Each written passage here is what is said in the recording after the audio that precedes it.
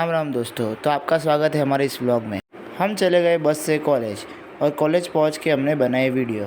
आज हमें स्कूल में 2 टीचिंग लेसन लेने थे, इसलिए हम पूरी तैयारी के साथ आए थे। उससे पहले हम चले गए हमारे कॉलेज के स्पोर्ट्स कॉम्प्लेक्स में।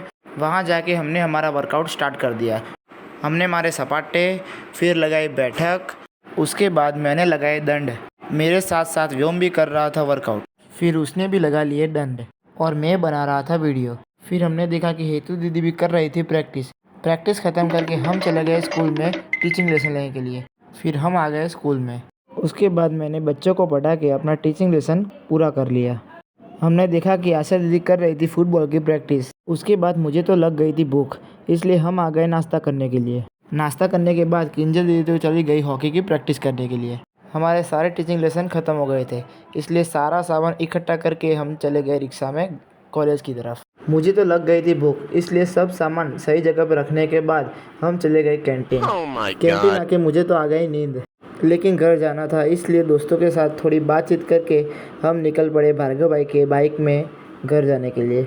बाइक में मस्ती करते करते और बातचीत करते करते हम पहुंच गए बस स्टैंड। बस का इंतज़ार करते करते हम बहुत थक चुके थे। लास्ट में हमें बस मिल ही गई, इसलिए हम बस में बैठ के निकल पड़े घर जाने के लिए। इसी के साथ हमारा व्लॉग ख़त्म होता है।